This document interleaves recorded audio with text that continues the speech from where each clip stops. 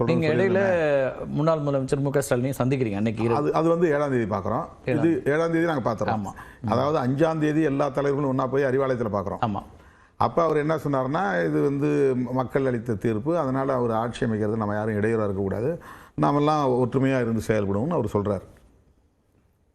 5ஆம் தேதி 4ஆம் தேதி ரிசல்ட்டு 5ஆம் தேதி அவர் ஒரு ட்விட்டர் பதிவுலேயே சொல்கிறார், நாங்கள் வந்து எதிர்கட்சியாக செயலாற்றுவோம். முதல் ரியாக்ஷன் அப்படிதான் வருது, கன்ஸ்ட்ரக்டிவ் அப்போசிஷன், நம்ம ஒன்றா இருந்து செயல்படுவோங்கிற மாதிரி தான் அந்த கருத்து வருது.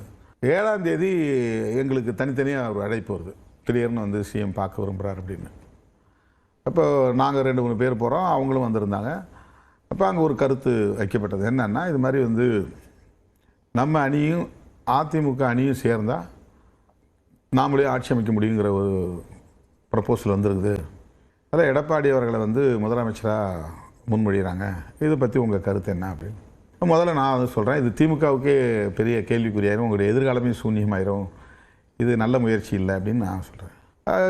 கம்யூனிஸ்டுகளும் கிட்டத்தட்ட அதே மாதிரியான ஒரு டோனில் தான் கருத்து சொன்னாங்க. நாங்கள் எழுச்சி வந்துட்டோம். அது பிறகு எங்களுக்கு இடையில் ஃபோனில் தான் பேசணும், அது சரியாக வராது அப்படின்னு. இப்போ அதில் நாங்கள் யாரும் ஈல்டாகலை, அது அவ்வளோதான், முடிஞ்சு போச்சு. அதுக்கப்புறம் அதை பற்றி எந்த டிபேட்டும் நம்மகிட்ட வரல, யாரும் நம்மகிட்ட தொடர்பு இல்லை. 8ஆம் தேதி இரவு நான் வந்து அவரை பார்த்து சொல்லான்னு போனப்போ அவர்கிட்ட நான் பேசிகிட்டு இருக்கும்போது ஒரு 2-3 மினிட்ஸ் தான் இருக்கும். அவர் வந்து, இல்லை நீங்கள் இடதுசாரிகள் எடுக்கிற முடிவின் அடிப்படையில் ஒரு முடிவு எடுக்கிறதா சொல்லிட்டீங்க, அதனால் நீங்கள் வந்து அவருக்கு சப்போர்ட் பண்ணுங்கள், இது திரு ஸ்டாலின் சொல்கிறார். ஆமாம், அவர் சொல்கிறார், அது ஒன்றும் பிரச்சனை இல்லை.